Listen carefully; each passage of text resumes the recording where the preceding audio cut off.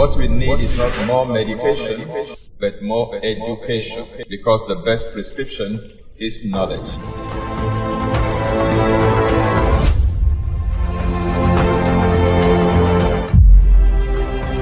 This is Exposé coming to you live from Lagos, Nigeria, every Monday on Instagram, YouTube, and Facebook simultaneously.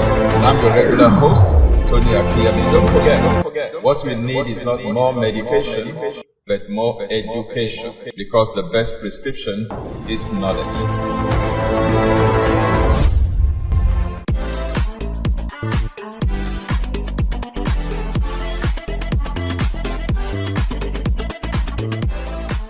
Hello and welcome to Exposé with Tony Akinyemi this beautiful Monday evening again.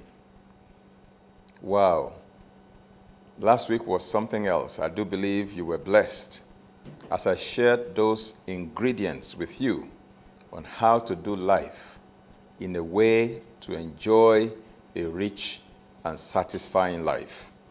Those were spiritual ingredients needed to cook the soup of life.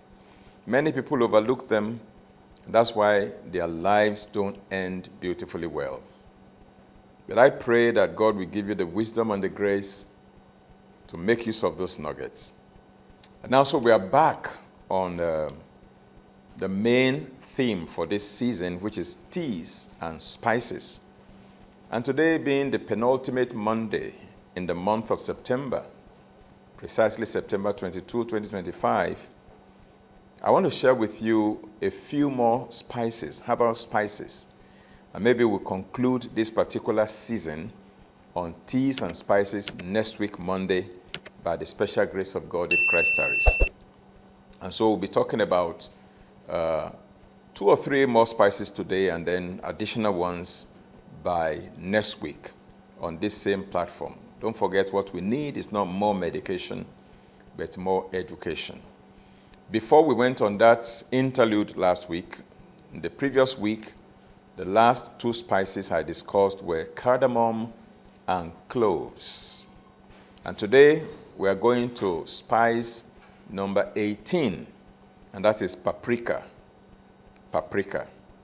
Now, again, permit me to wear my blue light blocking glasses today because of the studio lights on my face.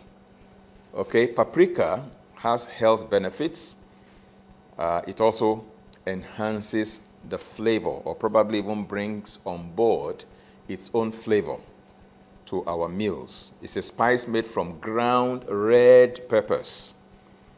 It not only adds flavor and color to our dishes, like every other of the spices we have discussed, they also offer several medicinal and health benefits. And so we are exploring today some of the health benefits that paprika brings to the table.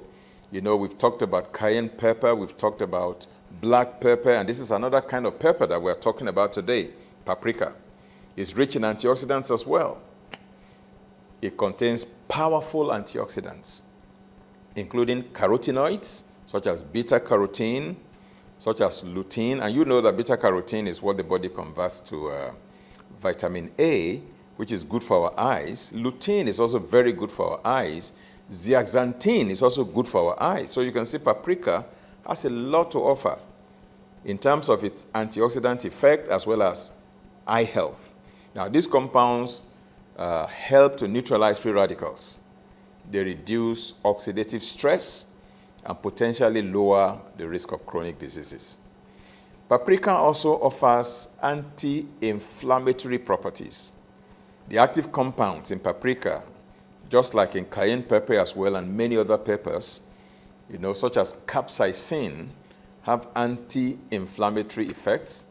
So regular consumption may actually help to reduce inflammation in the body, which is beneficial in managing any condition that has inflammation as one of the components, particularly arthritis, joint pains. Number 3, paprika can also boost our immune system.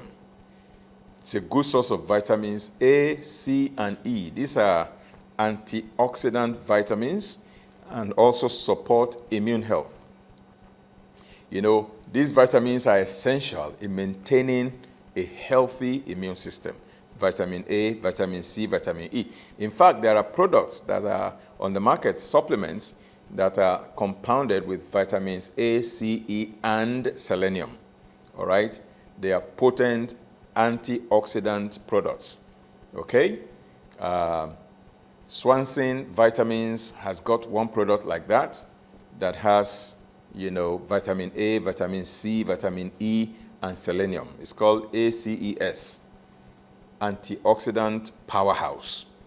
All right, so Paprika also offers that. Now, vitamin C in particular is known for its role in enhancing immune function.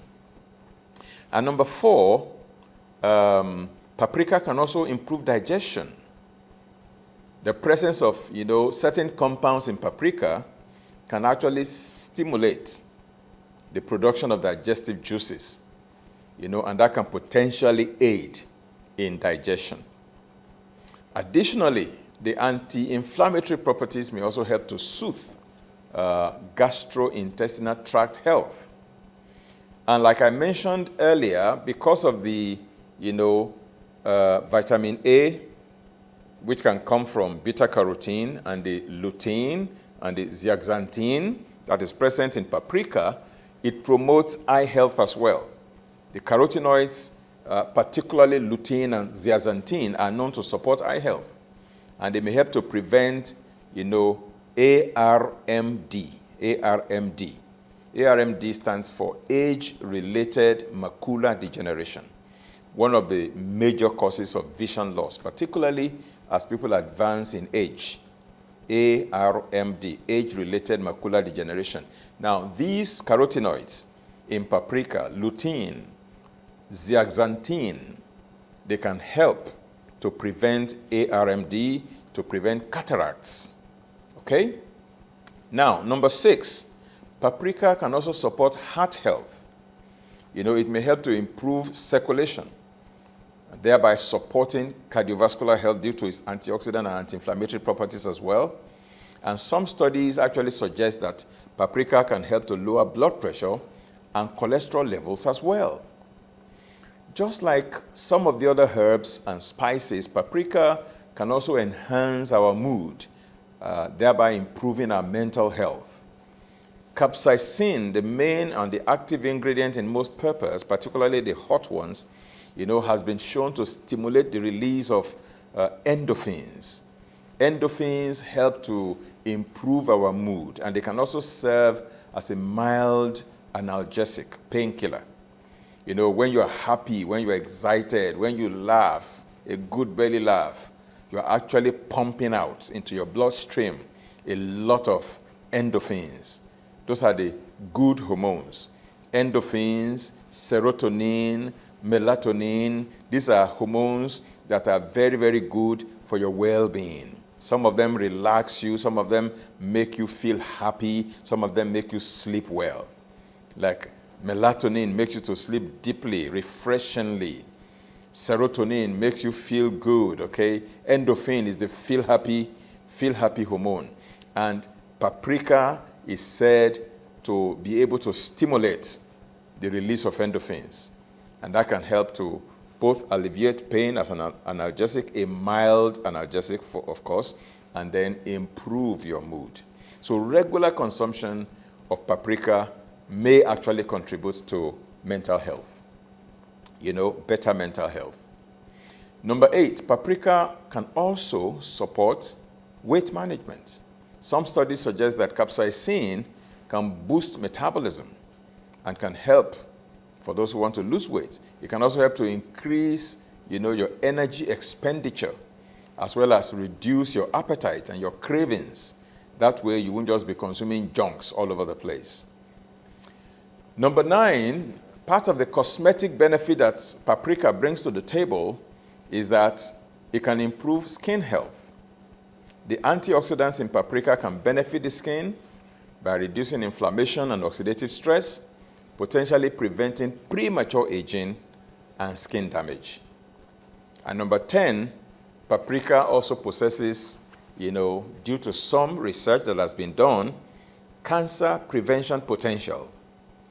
Because some research indicates actually that the antioxidants and the anti-inflammatory properties in paprika may have a protective effect against certain types of cancer, although, as we always remind ourselves, these are still, ongoing research. More studies are still needed to establish these things. Now, while paprika is beneficial, it's important to consume it in moderation, again, as part of a balanced diet. And of course, people with allergies to nightshade vegetables, that's the family of vegetables that paprika belongs to. Those who are allergic to nightshade vegetables should, maybe stay away from paprika. Now, you may be wondering, what are nightshade vegetables? Well, that's why you need to enroll at the Rafa Institute of Healthy Living. Every of our courses have been migrated online now. You can do it virtually, asynchronously. In other words, at your own time, at your own location, at your own pace. Online, maybe on your phone, on your iPad, on your laptop, on your desktop, any device that has internet connectivity, you can connect online. You register, of course, and you pay a little token tuition. It's peanuts. Compared to other institutes around the world, we probably charge the least from all that I have seen around the world, and our content is rich, I guarantee you that. Of course, if you've been following us on Exposé, you know that we are not frivolous and we don't scratch things on the surface. We really, really do our homework very well, and our syllabus, our curriculum is loaded, and you just pay peanuts. We are not necessarily after the money. We are after educating the public for public health, okay? Because we know that what we need is not more medication, but more education. For the best prescription is knowledge. So if you enroll in Module 1, the very first module of our Rafa Institute of Healthy Living, you will learn about the classification of vegetables, classification of fruits, classification of herbs. And one of the classifications of vegetables is the family of nightshade vegetables. That's where paprika belongs. That includes all peppers, by the way. That includes, tomato. That includes potatoes. All of them belong to the group of nightshade vegetables. Some people are allergic to vegetables in that category. Other people are allergic to vegetables from the allium vegetable group. That's where you have garlic, you have onion, you have leek, and all of them. Those are the allium vegetables. Some are allergic to that. So if you are one of those allergic to nightshade vegetables, then paprika may not be for you. But like I said, whatever benefit paprika offers, and you want it, if you cannot tolerate paprika, you will find those same benefits in other spices. So there are options. You can always look for other spices that offer the same benefits, but you are not allergic to them. Because when it comes to things to avoid in our diet and in our lives, for the sake of good health and wellness, they come into three categories. You see, things that are completely no for everybody. Nobody should indulge in them. Things like tobacco, things like refined sugar, things like alcohol. In my view, everybody should stay away from them. There's nothing called moderate this, moderate that. Just stay away. 100% cold turkey. No. That's the first category of things. When it comes to things to eliminate from your diet, or things to avoid from your diet, from your life. Things that if you truly aim at, better health and wellness and well-being, please stay away from those things. The second category are those things that you are allergic to. In other words, those things may not necessarily be harmful to everybody. Some people may enjoy it and actually derive health benefits from them, but because you are allergic to those things, you stay away from them. That's the second category. That's not for everybody. That's for only those who are allergic to those things. And then the third category are things, again, that are not necessarily harmful, and they may actually be beneficial as far as health is concerned, but maybe you already have a medical condition in place. You have already been diagnosed with a condition. You have come down with a medical condition. And because of that medical condition, that particular item is contraindicated for you. In other words, those who don't have that medical condition can enjoy those things. But because of that medical condition, you cannot afford to enjoy those things. Those are contraindicated items. Okay? For example, some people, they are suffering from insomnia. They cannot sleep well. For such people, caffeine is contraindicated. You can't be taking coffee when you're already suffering from insomnia. Other people may be enjoying their cup of coffee, cup of tea that has caffeine inside, and they can still sleep well and derive all the benefits that those things bring. Chocolate, they can enjoy dark chocolate in spite of the caffeine content because it has antioxidant benefits and many other benefits. But because you have a medical condition that caffeine is contraindicated for, you stay away from it. All right? So this is where we take a short break. And when we come back, I'll take on another spice. Don't go away. I'll be back very shortly. Meet Emily. She's passionate about living a healthy life, but finds it difficult to access information on health and wellness. Cancer is survivable. That is until she discovered the online healthy living training offered by Reverend Tony Akinyemi on lms.rafainstitute.org. The online healthy living training program is a comprehensive interactive course that covers topics such as nutrition, fitness, stress management, and mental health. The course is designed to provide participants with practical tips and strategies to improve their health and well-being. Emily is now equipped with the knowledge and skills she needs to lead a healthy life. Join Emily and countless others in living a healthy life by signing up for the online healthy living training program today.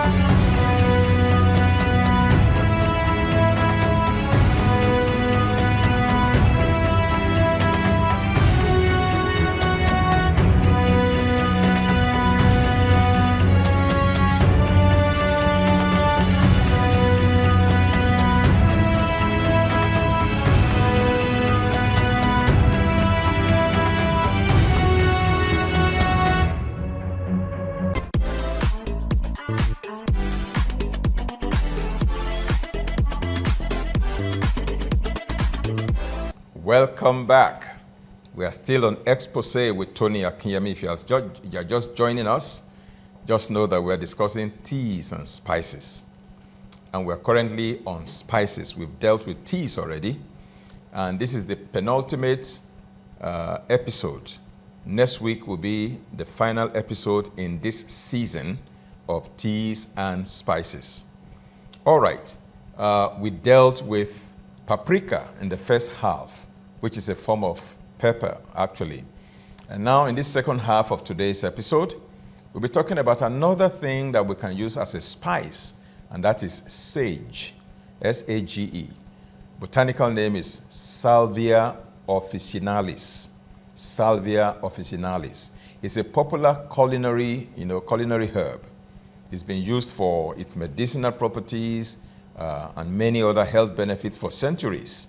And so we're going to be looking at some notable health benefits associated with sage.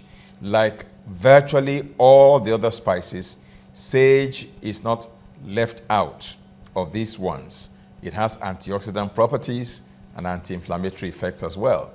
Now, sage contains various antioxidants which help to protect the body from oxidative stress and thereby may help to reduce the risk of chronic diseases. Because of its anti-inflammatory effect as well, it may help to reduce inflammation, and this can be beneficial for those who are dealing with inflammatory diseases such as arthritis. Sage can also contribute to cognitive health. Some studies suggest that sage may enhance cognitive function. It can improve memory and potentially reduce the risk of Alzheimer's disease due to its ability to inhibit certain enzymes, that break down neurotransmitters. And by the way, if you're cooking all these wonderful meals and you are using these excellent health-supporting spices, please, your cookware also matters. Now, I just remembered this when I mentioned Alzheimer's disease, because aluminum is one of the suspects when it comes to the things that cause Alzheimer's disease. And when you cook with aluminum cookware, particularly cooking acidic foods in aluminum cookware, your tomato is very acidic, all right? And various other things that we cook may be acidic as well. When you boil your tomato and other acidic things in your aluminum cookware, the acid will corrode the metal, the aluminum, and the aluminum will leach into the food. And so when you're eating that food cooked in that aluminum cookware, you're actually eating aluminum as well. And your excretory system is not equipped to efficiently remove aluminum from your system. So the aluminum will find a way, it's a toxic metal, by the way, it finds a way to settle in different tissues in the body, particularly in the brain. And it has been alleged that aluminum contributes to the development of this neurodegenerative problem known as Alzheimer's disease. But here we're saying that, certain studies suggest that sage may help to enhance cognitive function, by potentially reducing the risk of Alzheimer's disease. So you cannot say, oh, I'm already spicing my food with sage, therefore I cannot develop Alzheimer's disease. If you are still cooking in aluminum cookware, you are counteracting the benefits of sage. So I brought that one in free of charge, okay? You don't have to pay for that one. It's a bonus point.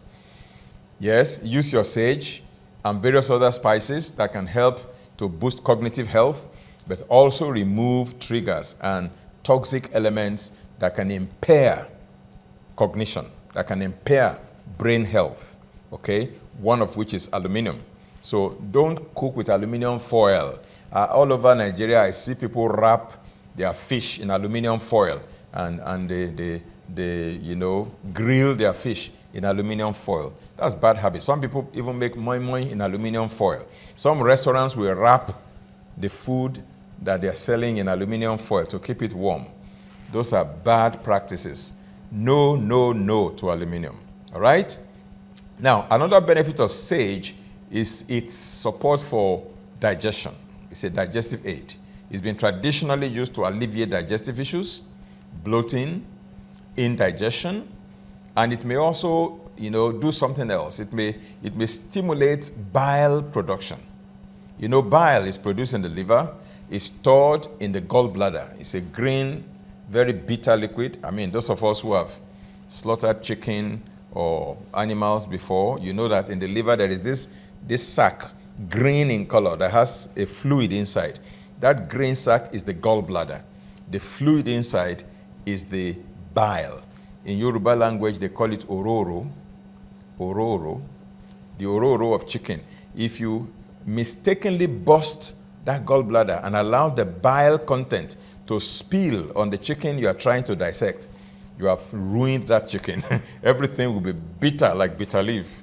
Okay? So you carefully slice the gallbladder and the bile inside and throw it away. But you see, in animals, in human beings, the bile in the gallbladder does a very powerful work in digestion. Anytime you eat fat or oil, the body has sensors to sense that, oh, you have just swallowed oil or fat.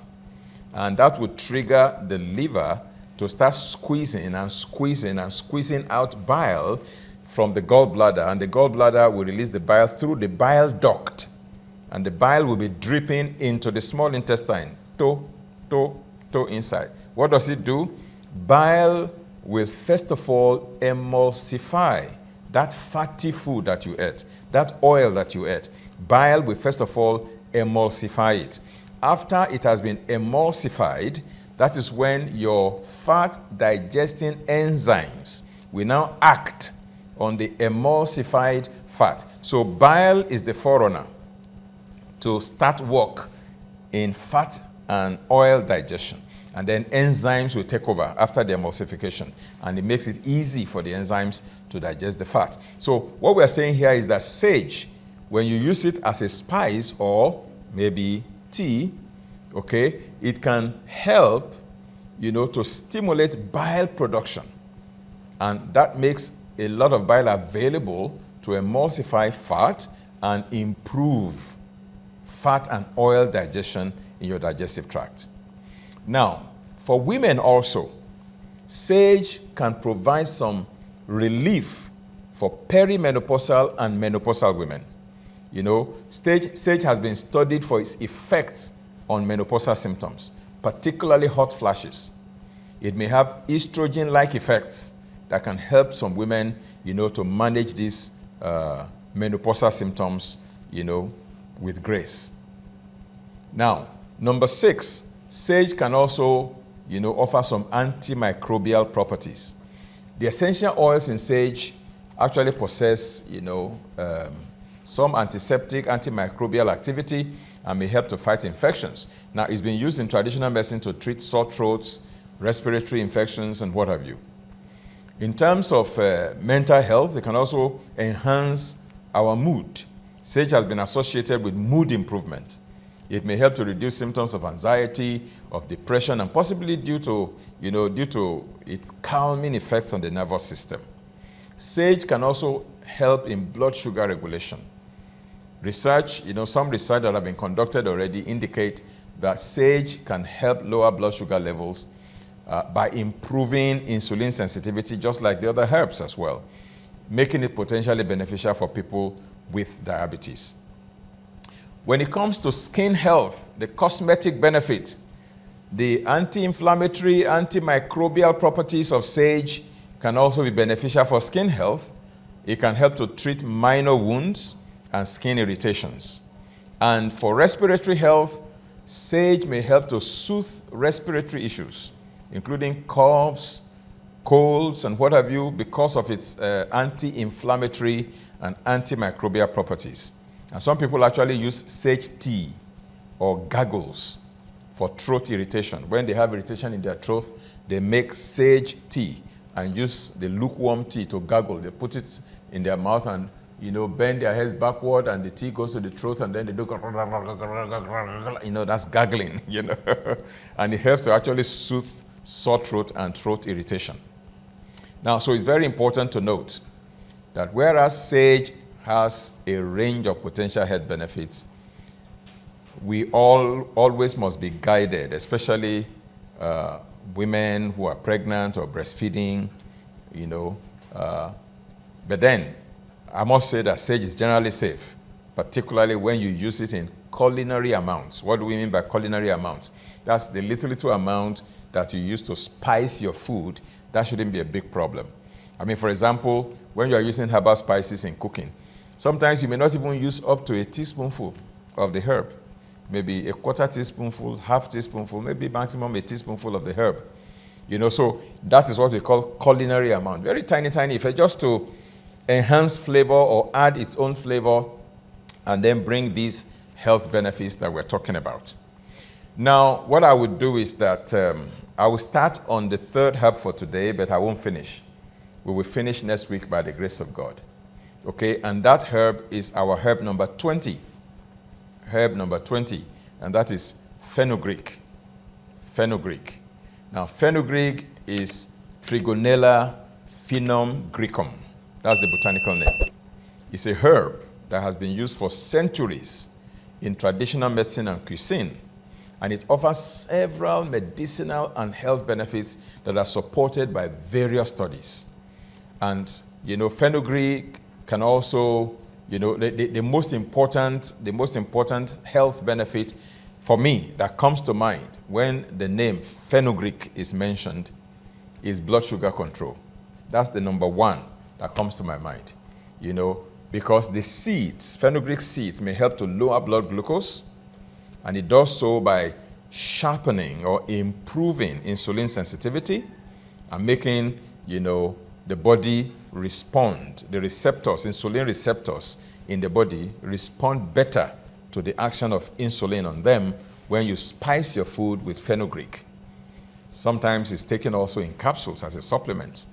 Now, fenugreek can also support digestive health. It's known to help to relieve digestive issues such as bloating, gas, constipation. It also contains soluble fiber, and this may aid digestion as well. All right, let me just give 3 more, and then I will stop because of time, and we will finish the rest on fenugreek next week, and then add maybe 2 more spices, and we will conclude. Don't forget, we are dealing with our spice number 20. And the first benefit of fenugreek, like I said, is blood sugar control. The second one is digestive health. The third one is also its anti-inflammatory property. It can help to reduce inflammation in the body. And number 4, fenugreek can also help in hormonal balancing. It's often used to support hormonal health.